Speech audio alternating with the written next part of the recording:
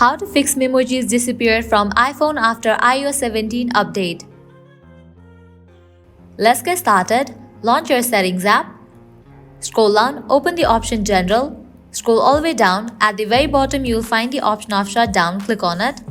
Now slide this icon to the right to turn off your phone. Once you turn off your phone, again turn it back and check whether your problem has been solved or not. Heading towards next solution, go to the main page of settings. Scroll down, open the option General. Open the option Software Update. If any updates are available over here, just update your phone software to its latest version. Now head back. Now heading towards very last solution, go to the main page of settings, open the option General.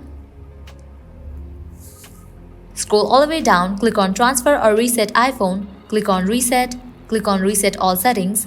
Now enter your passcode over here to continue with the process to reset all the settings. Once you apply all this process, your problem is definitely going to be fixed.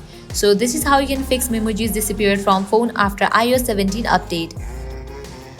If this video was helpful, don't forget to like, share and subscribe. Thank you.